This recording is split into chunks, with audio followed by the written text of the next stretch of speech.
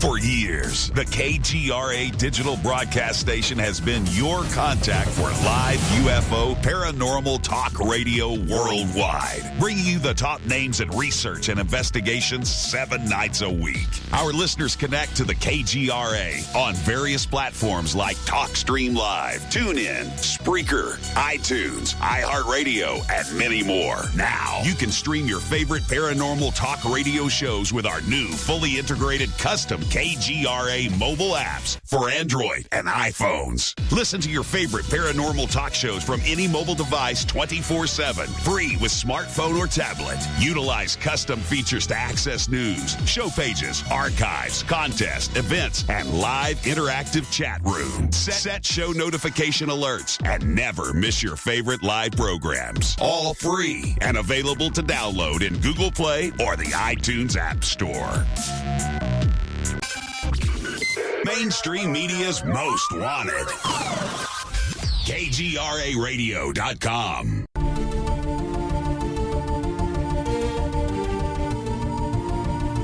Welcome back to Phenomenon Radio Live, right here on the KGRA Digital Broadcasting Station. Before we begin hour 2 of our interview with tonight's special guest, Daniel List, it's time for the news, brought to you exclusively by EarthFiles.com. Here's Linda Moulton Howe. Linda? Hey, thanks, Bill.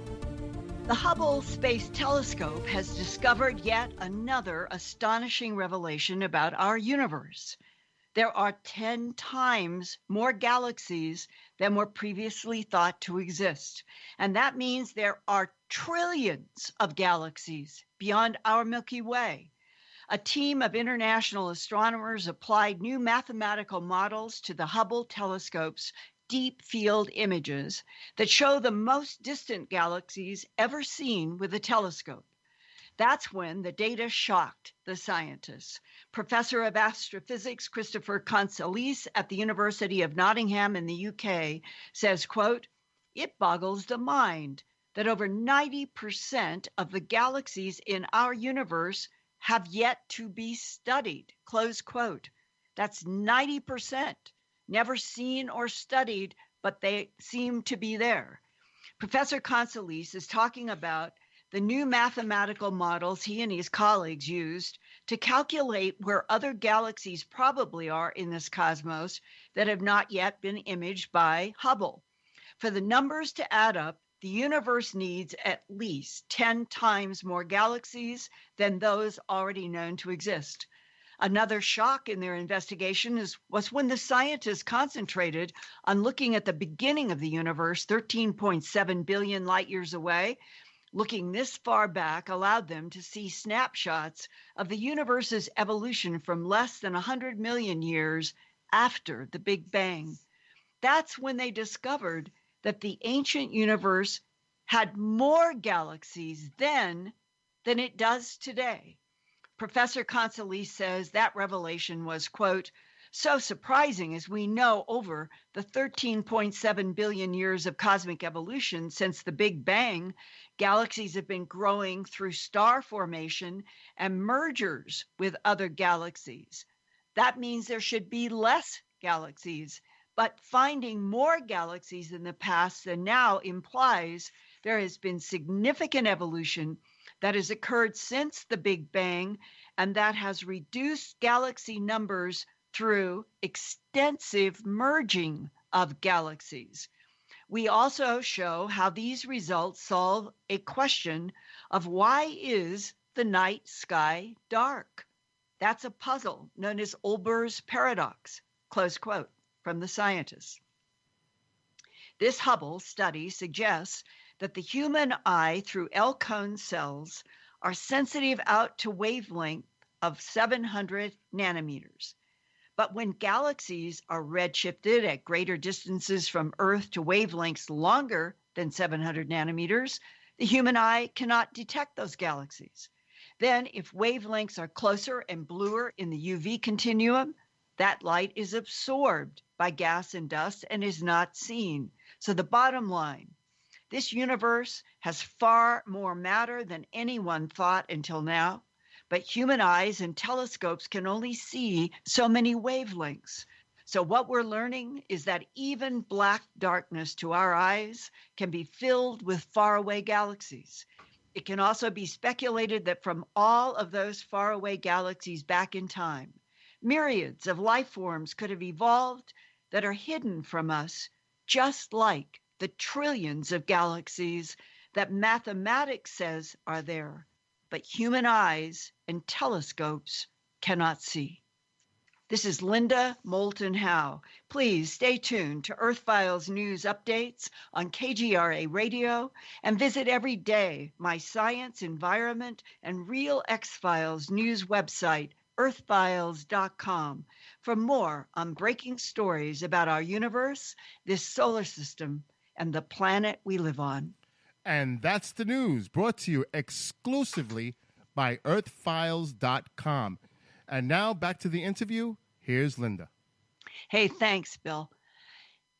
Daniel, during the commercial break, you and John Burroughs and I were talking about a quote that we have heard in the past. And I would like to throw this to my colleague, John Burroughs, to talk with you about what I think is a very, very interesting aspect of this that might explain even further why Dulles wanted to anticipate a move by the president. John. Yeah, well, listening to this first hour is very intriguing. It's because of the fact that I've learned quite a few things, but I kind of want to sum something up that sticks out to me about this. You had Eisenhower leaving. He'd have been a military man. He was, worked in Army intel. He understood how intel worked. Truman had set up the CIA before he left. Eisenhower, when he took over the presidency, understood it. He warned the public and I believe Kennedy going out that be prepared for this new thing called the industrial military complex. And to me, that meant that what you guys talked about earlier about how we're not going to farm it away from the military side and we're going to send it out into the corporate side, which means the military will have a say, but the people that will have the most power was actually the intelligence agencies. Because for starters, Kennedy didn't have the background Eisenhower did on intel and world, politics. And second of all, when he came in, he's only as good, and the president is only as good as the intelligence he gets from the intelligence community. And he's got to have people in charge of these agencies, A, that he can trust, okay? And B, they're going to be open and forward with what's really going on, not only feed him information through his chief of staff that they feel he needs to know. And that's the other problem that you run into with the need to know part. A lot of times they feel the president should know because then he can have plausible deniability. But I kind of feel like part of the reason why, which I wasn't aware of, was if Kennedy was really snooping inside, what do we have on the UFO phenomena? Where are we going to go with this? Are we going to work the Russians on this? How are we going to get into space? That would be a part of it. But I seriously also believe it was just the fact that he just wanted to shred the CIA. Shortly after he made that statement, he did get taken out. And what was stunning to me is what Truman said afterwards in that open letter where he said the CIA was out of control. They needed to be brought back down to reality and where he wanted them to be when he had created it, and that he couldn't help but feel that that the CIA had something to do with Kennedy's death. And they actually came to him and tried to get him to pull that letter. So I'd like to go down that aspect a little bit also, besides the the secret space program. There's no question. Daniel, wasn't that a quote from Robert Kennedy on behalf of his brother? As Attorney General, I would like to shred the Central Intelligence Agency into 1,000,000 pieces. Actually, the quote, which comes from Arthur Schlesinger, it is Kennedy saying that he wanted to smash the CIA into 1,000 pieces and scatter them to the winds. Right.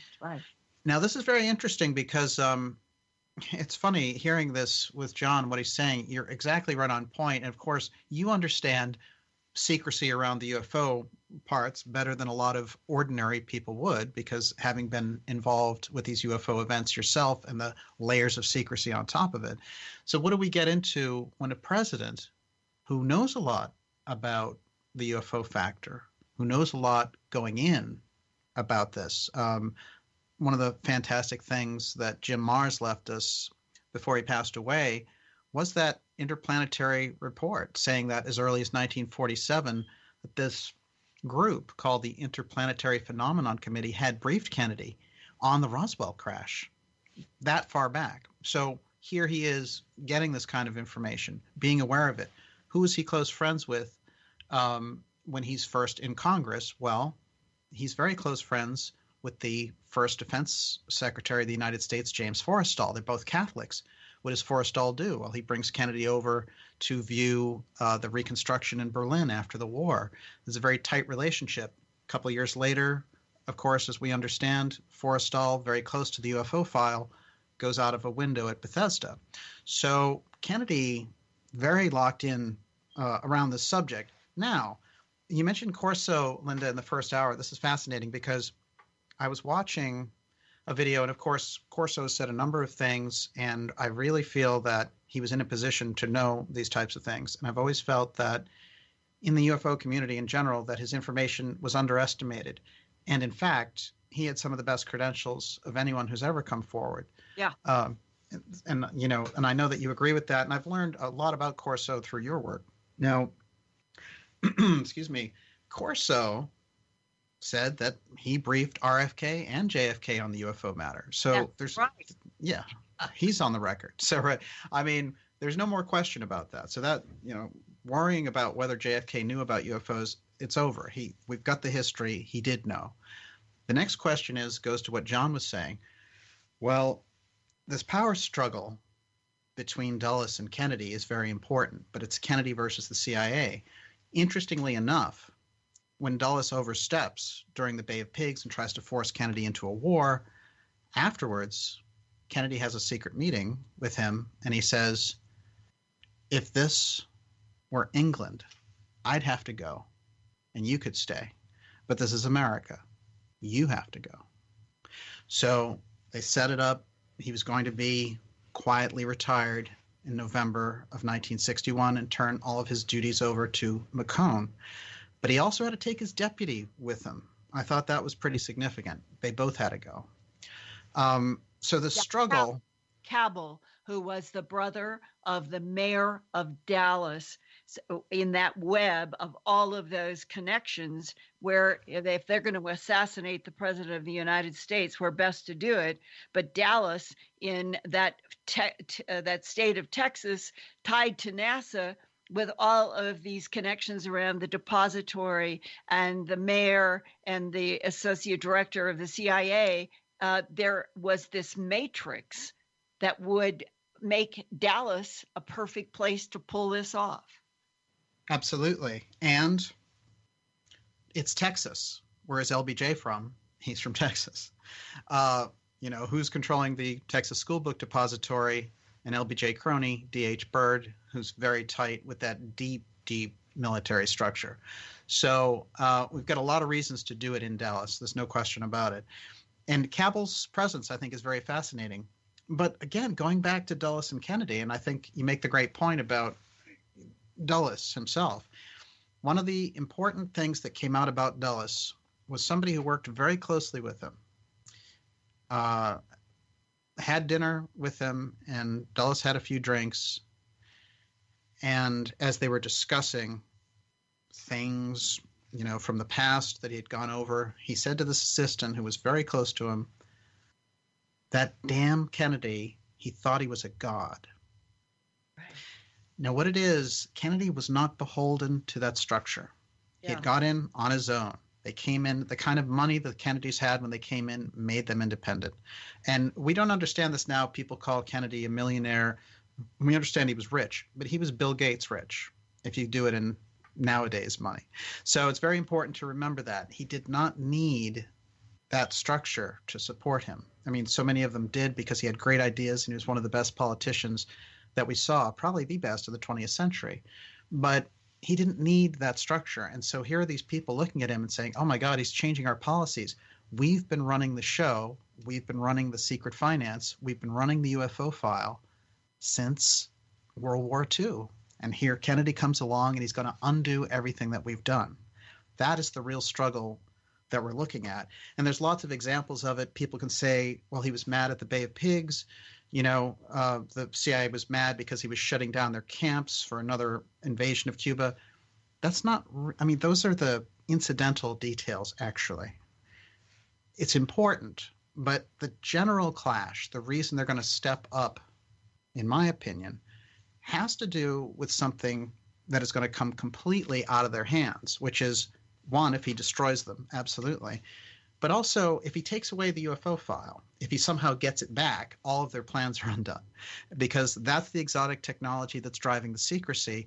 That's where we get MJ-12, and we have the struggle between MJ-1, Dulles, and the president. I think that's absolutely... Daniel, can I ask you just a question, because it'll get caught up in this other stuff. Let's fast forward to today's world. DeLong, these guys that he's got on his committee now that are working inside the technical end, they make an announcement to the world, and they've all worked inside the alphabet soup agencies, that we have technology, we're developing it, and we're going to go to the stars with it. And it's not from, here. Is this the end game to you, based on all this? And I know I'm jumping around, but this kind of sits in what you just said. You said they have the file, they have control, and now these guys are coming out and saying we have the technology, and it's not from here, and we're going to use it to go to the stars. Would this be the beginning of the end game of that file to you? It's fascinating. I don't like seeing so many CIA figures, including ex-assistant director Bobby Inman, around the DeLong Disclosure Academy to the Stars thing. And I have a lot of questions about it. To me, it's a very watered down version of the truth. The thing that they're talking about doing, and they've released a statement just today about how they're going to work with Lockheed Martin to build this thing. Lockheed Martin built this thing that they're talking about a long, long time ago. Let's get real. Yeah. So, this is no revelation. And I really, I feel like it is a PR thing. And I think that's what you're tapping into, which is this is their PR campaign. And I do feel that DeLong is involved in it. And I honestly feel like, he's very unwitting. I mean, he is going along with this because it's a very unusual story. And I'd have to really make a separate show about DeLong. But I will say this. The idea of the CIA pulling him aside in some room in San Diego and saying, we've realized that you've put some great things together and we're going to share secrets with you because you've read some books and put some things together. That's, right. For him to... No, I agree. And I'm not trying to beat up on him. I'm just trying to ask you, is this from 1960 when he wanted the files and they wanted control of this and they were going to give him up and it could have led partly to his demise? Is this now the beginning of them trying to open up the files with complete control and manipulate the American public based on your research with what he was looking at, what's going on, and how these alphabet soup people are in the middle of this, and they're starting to talk about this is what struck me, technology, secret space technology that they're now wanting to reveal to the American public. True. And it's really interesting the way you're putting it too. Well, let's go back into the 1990s for a moment. There were some very interesting pushes from within that deep state structure to try to get some kind of disclosure going. I've always felt that there were forces, and I think I may have picked up a lot of this from Linda's work around MJ-12. There are forces inside that structure, although it's called something else now, that want some kind of aspect of disclosure, but it was always the majority that did not want it. The more powerful forces inside of that don't want it. But we see these moves toward disclosure. There's no denying it. And you see the culture being prepped for it in the 90s. And I even think that certain things that took place in the 90s, like the Phoenix Lights and the way that they were explained, go to this factor. You had people out there like Lawrence Rockefeller, like John Mack. There's a lot of support around this. And you have Hillary Clinton walking around with this book, that says they are here and things like that, and making sure that people can get a snapshot of that. So we have a whole push, and there's a suggestion that disclosure is going to happen there. And what do we get instead? You get the other side coming in, and you get 9/11 and all these things that take place, and you get the terror decade. The UFO thing goes way underground. And here we are again, building it back up. And now DeLong appears, and there are all these ex-government people and CIA people around it, although not the ones that he originally described. It seems like a totally different group. So no, I feel like this is the kind of plastic exercise of the whole thing to keep everyone engaged. But I don't think that DeLong's proposal and the things that they're talking about are anywhere near the truth of the technology that we have in this regard. I think it's a PR exercise, and I don't give it a very long shelf life. So you feel then, and I don't want to put words in your mouth, that this is a fraction that's broken away, and the real deep state is still against this and still want to control it, which very well, and we can get back into LBJ and stuff to where we were going with this before I interrupted you, that they're still in control, and these guys are going to go away because they've been cut off now from the source. Well, this is an experiment for those guys. I don't think that the deep state is disconnected from that exercise. They have their people in there. When you see Bobby Inman show up, you're in the deep state. I mean, one of the things you're going to get to, and it's fascinating you're bringing this up, because we have to be aware of how this affects things now.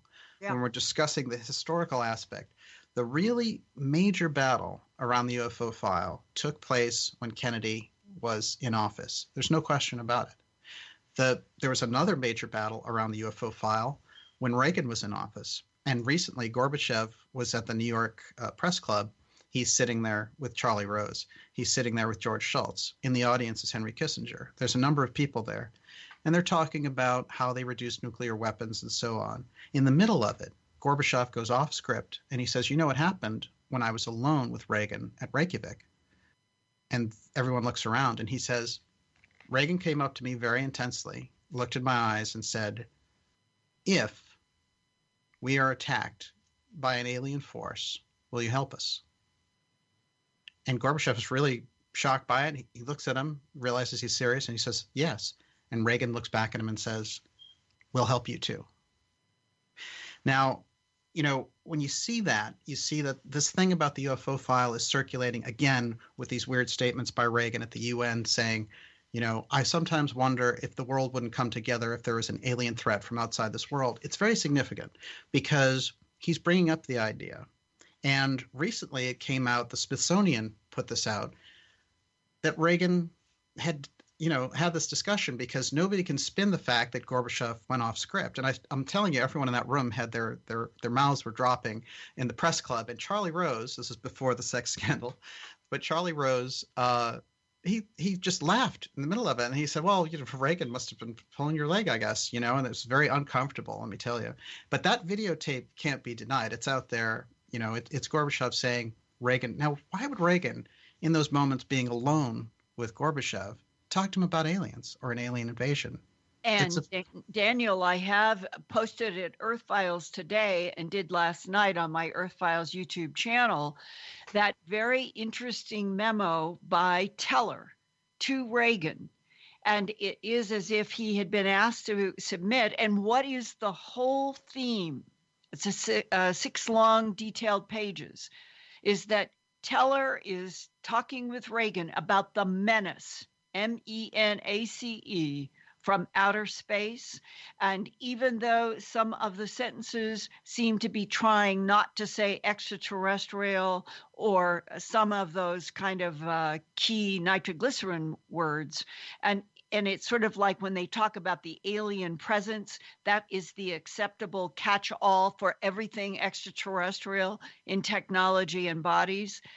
But when you see in this memo that is right now at earthfiles.com, and you read the whole thing, And it is Edward Teller, the top physicist working on SDI, the Strategic Defense Initiative that we called Star Wars colloquially back there in the early 80s, and to Reagan, and asking for a lot of money to do an expansion of what would be defensive, offensive weaponry up with satellites and a whole lot of other things in the sky. That, Daniel, was not too long, really, a decade from the Kennedy assassination. Yeah. And that Reagan was obviously given briefings that there is something that is not cool in all of this mix of the alien presence, and that whatever it is or was, Teller was trying to talk frankly with Reagan in this memo, which is definitely worth reading, and that what we don't know, because so far it's never been leaked by anybody and it hasn't come through FOIA, what was Ronald Reagan's response to Teller's 6-page memo that ends up on the bottom, 2 rectangles, to a question having to do with funding for this expansion into outer space, offensive, defensive. It was to Reagan, 2 rectangles, 1 yes, 1 no, for him to put his initials in either yes or no. And that has never surfaced either. Well, Teller, I mean, how deep a player is Teller? It doesn't get any deeper than him. So that is fascinating. Well, one of the things I think it's important is we look at this in terms of phases. The Kennedy assassination and the UFO file being guarded by the CIA in that period is significant. The fact that people like Hunt have come forward and in private to Caddy, who I still want to say with Caddy, we've only had this information now for 2 years. It's still sinking in. It's very significant that someone in the CIA is saying Kennedy was assassinated over the alien presence in a private conversation. So things like Project Blue Beam and all these things that have been floated out, that they're preparing to create this idea of an alien invasion, and it's going to be a fake out, basically. You know, that's one thing. But something like this, where Caddy is talking with his friend Hunt, and Hunt is so deep in the CIA, having been in there since the very beginning, when he says Kennedy was assassinated over the alien presence, I think it's one of the most significant things that we've heard on this in decades. Yes, I do too. Yeah. And can you tie all of that to LBJ, because he is a much more important, knowledgeable bead in all of this than most Americans, I think, were led to believe. No question. And yes, we can do it through the figure of District Attorney of New Orleans, Jim Garrison. And on that note, let's hold that for the last half an hour, do our last break. Thank you, John, Linder, and Daniel. And we will be right back for the final segment of tonight's program on your contact for alternative talk radio on the planet, KGRAradio.com.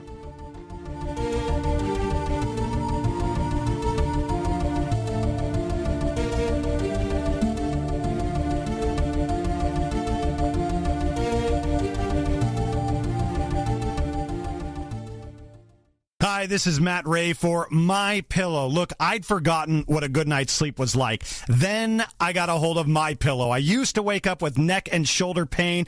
I thought it was the new normal. But after one night of using MyPillow, my neck and shoulder pain is gone, and I'm sleeping comfortably through the night. MyPillow's patented interlocking fill conforms to your personal sleep needs. It's guaranteed not to go flat. It's washable, it's dryable, and it's made in the USA, not to mention the 10-year warranty. Try it risk-free with a 60-day money-back guarantee. What have you got to lose besides back pain and shoulder pain? Right now, America's First News has a great deal. Try it for yourself. Call now. You'll get 50% off a 4-pack. That's 2 premium pillows and 2 travel pillows. Call now, 800-716-4835. Use the promo code RAY, R-A-Y. That's 800-716-4835. Use the promo code RAY.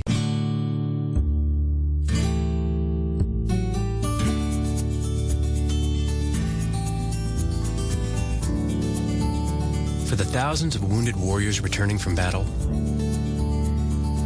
Wounded Warrior Project has developed the Warriors to Work program, a career counseling service that helps wounded warriors translate their military experience to a civilian job. These extraordinary men and women bring more than just teamwork and inspiration to the workplace. They bring proven world-class job skills. And to ensure proper placement, Wounded Warrior Project works with employers to find just the right job fit. Talented, skilled, and eager to get back to work, you have the opportunity to hire a seasoned veteran. Contact Wounded Warrior Project at findwwp.org. Welcome home the brave. Hi, it's AJ with Vibes Mind, Body, Spirit. The Vibes Tribe seeks to assist you in creating and maintaining an uplifting and balanced state of being in your personal space. Palo Santo is a mystical tree that grows on the coast of South America. Palo is loved by many for its energetic, cleansing, and healing properties and is also popularized for its heavenly presence in keeping your energy grounded and clear. Burning Palo provides an uplifting scent to raise your vibration and is also beneficial for relieving stress, anxiety, depression, and emotional pain. Palo Santo is also known for relieving symptoms of the common cold, headaches, and asthma.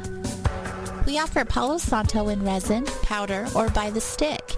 Go to onlinevibes.com for all of your vibration elevation needs and receive a free stick of Palo Santo with any online purchase over $25. Shop onlinevibes.com, that's onlinevibez.com, and get your vibes on today. We are the contact for alternative research topics. The Planet, KGRAradio.com.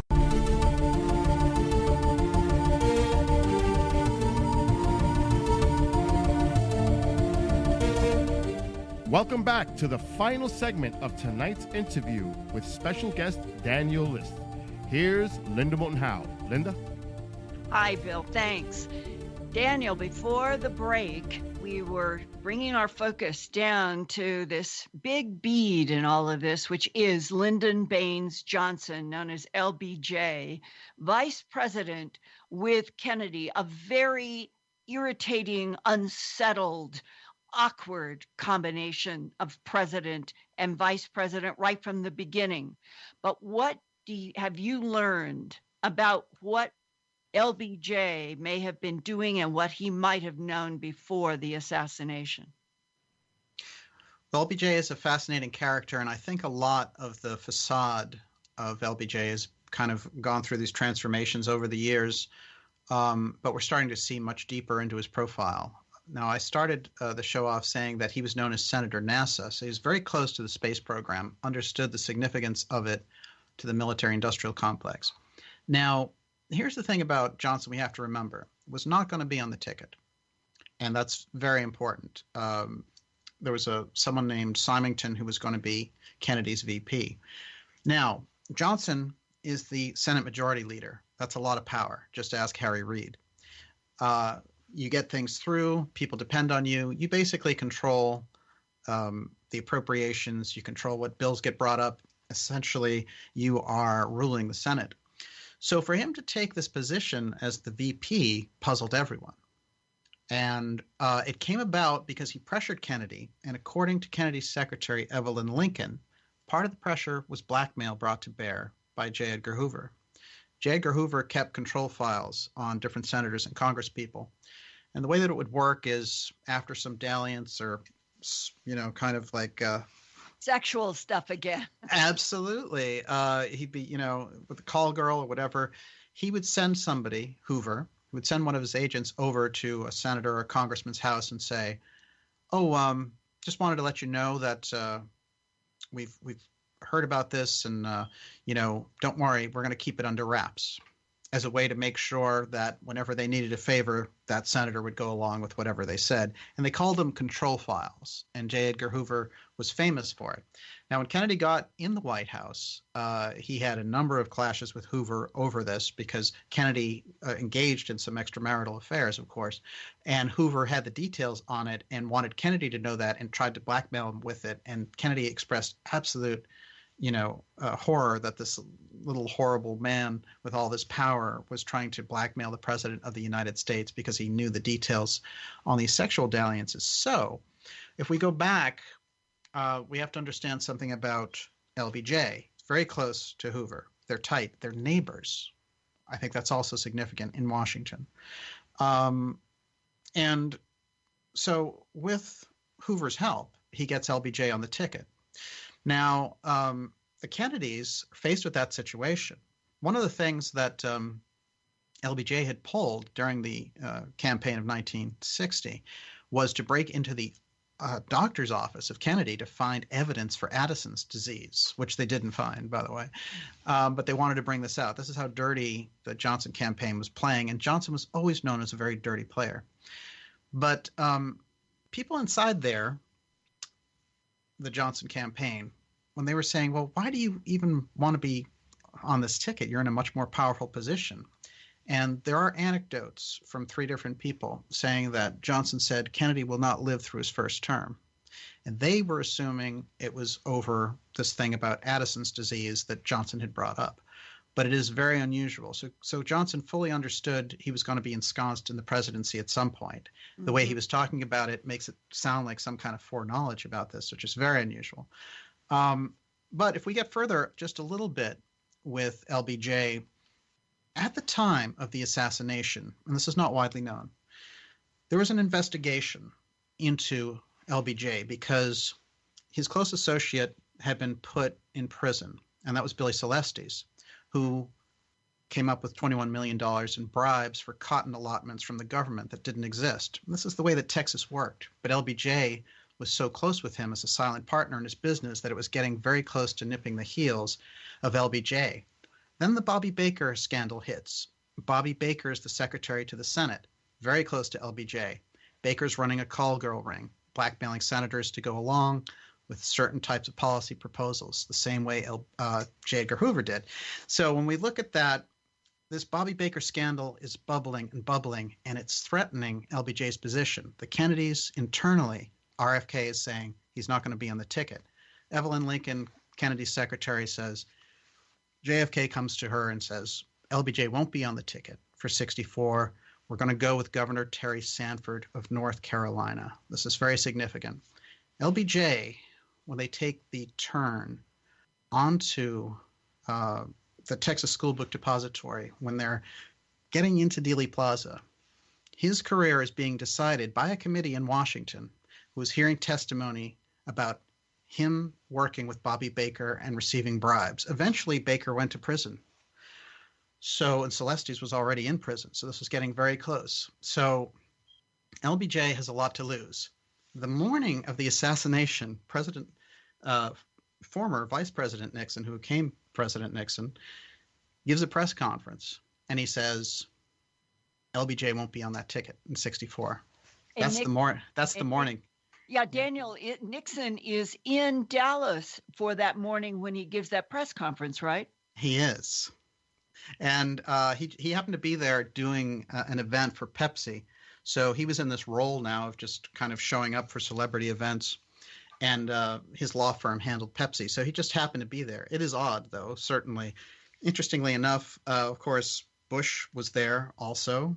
So it is interesting to have that many presidents, former and future, in one spot during this. So that's just one of those coincidences of history.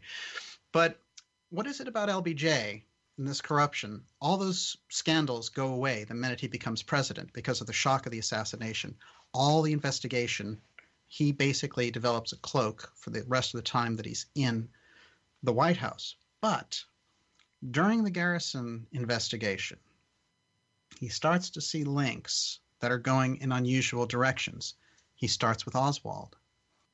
When he goes to interview the people that Oswald worked with at Riley Coffee Company, instead of finding them all there or easy to track, they've all gone to another state, and they're working for NASA. So they move to Texas. And he's like, why are all these coffee people going to NASA? Then he finds out from talking to associates of Oswald that Oswald thought he was going to be working for NASA when he left New Orleans going to Texas.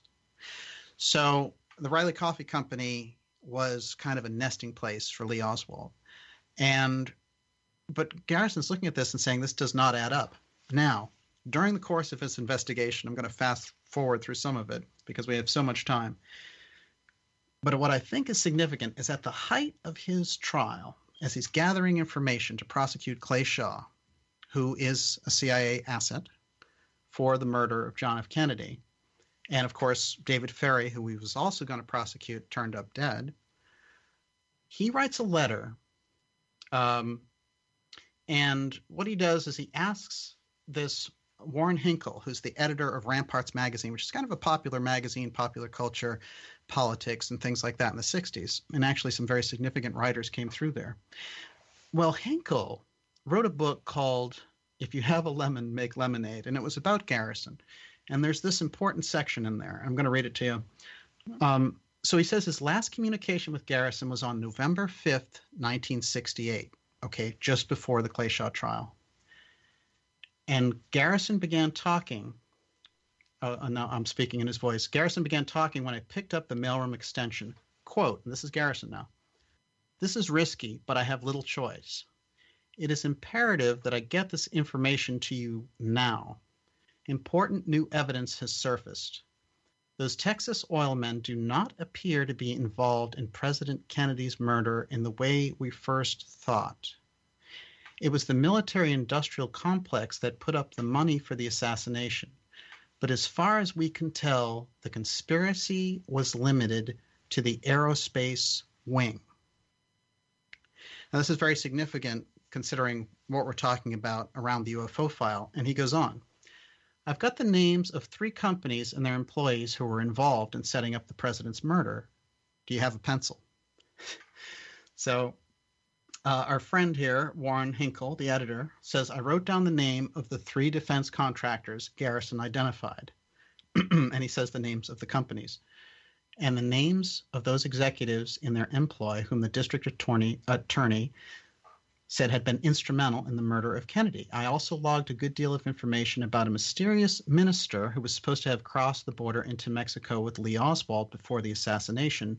The man wasn't a minister at all, Garrison said, but an executive with major defense supplier Boeing. Boeing was earlier. The 3 companies that I identified were Lockheed, Boeing, and General Dynamics. Right. So, the guy at the end of the article says, I had learned to leave closed Pandora's boxes lie, and I didn't ask any more questions. So this is the level. What's significant about this is the files that were released on October 2016. Curious files were missing, which were the Garrison files. Right. So there's a set of records called the CIA files, secret CIA files on the Garrison investigation. Why does the CIA have files on the Garrison investigation? Well, Victor Marchetti, who was the special assistant to the CIA director in the 60s, says that the director sat down, Helms, in the meeting and says, what kind of help can we give to Shaw in the Garrison trial? And they had thoroughly infiltrated Garrison's investigation. Now, Garrison got his final revenge when Oliver Stone made the movie JFK about him. And that's where we get the outrage in the country that led to the Congress passing the Records Act. This is very significant because Garrison is in the very center of what we're talking about, but those records are secret. So in the rolling releases that came out at the end of November, finally 10 of the pages were released. From Garrison's file. Now, this is very significant. I went to look at them. 8 of the 10 pages are completely whited out. You can't read. There's nothing. Zip. So Garrison's investigation into the aerospace part, in my opinion, when he looks into Oswald, who does he find? He finds Guy Bannister. Guy Bannister went back to UFO investigations in the FBI. Garrison was very familiar with that because he was in the FBI. Everywhere he's turning, he's running into, when he goes to look, like I said, at the Riley Coffee Company, he's running into Oswald's connections to what? NASA, aerospace again. So everywhere we turn and everywhere we look. Now, I'm going to give you the final thing to kind of wrap this all together as far as Oswald and aerospace goes. When Oswald returns from the Soviet Union, he's taken in by Ruth and Michael Paine. And this was in 1963. He'd been there and he came back. Yes, when he comes back from Russia. Absolutely. Right. And it is not that far before November of 1963. It was the summer, and the assassination is November 22nd, 63. And if the hypothesis that Oswald was involved with the CIA as some sort of a contract agent, then everything that Oswald was doing leading up to November 22nd, 63, including that trip to the Soviet Union, would have been in anticipation or involved in his role, his theatrical role that he was to play for the CIA, right? Oh, absolutely. Even in New Orleans during the summer of 1963, he gets into that fight with those Cubans and lands on television talking about how he's a Marxist and all the rest of it. This is to give him, the minute the assassination happens, that's what flashes across TV screens. So that he's in New Orleans now. Guy Bannister is there, and what happens? Well, what happens is he's staying with Ruth and Michael Paine, and eventually he stays with them in Oak Cliff. Now, the Paines, very interestingly, Michael Paine is working at Bell Helicopter. The president of Bell Helicopter is Walter Dernberger. That's his boss. Walter Dernberger is one of the notorious Nazis who escaped Nuremberg because we needed them for the space program. Von Braun, when he first got taken in by the U.S. after the war, he says, look, if you're going to have me, then I'm going to need Hermann Oberth, and I'm going to need Dornberger. Now, Dornberger is very fascinating because the UK had him on charges. Basically, to make a long story short, he was facing the gallows because they had used slave labor in the camps developing the rocket program. But the whole idea is that from the time they came in through paperclip, Oberth, von Braun, and Dornberger were tightly aligned, and they actually reproduced in the chain of command inside of NASA the same chain of command that they had in Nazi Germany. That has to be really borne in mind. And I got that confirmed by Joseph Farrell, who's about the best Nazi scholar there is out there. So these guys are working in the aerospace wing. Dornberger has a very kind of star engineer. Star engineer's name is Michael Paine. His wife is Ruth Paine. They are the family that houses the Oswalds. When the assassination happens, all of the evidence that convicts Oswald in the public eye comes out of the Paine household. So the aerospace wing being involved, Dornberger, Paine, why are they taking in, why does it so happen that Oswald, wherever he goes, he's associated with the aerospace networks? This is very significant. Yeah, it was a setup. And when he said that day protesting right before Ruby shot him, I am a patsy. I am a patsy. It was true. It is. And I think at that point, he was starting to realize what was happening. Because when he first came out and he spoke, he was very calm and he said, I want legal counsel. I don't know what's going on. I absolutely know nothing. That's very interesting, too, because he's telling them, look, I'm not going to talk. I know nothing, he says. So if he's a CIA agent, he knows how to keep his mouth shut.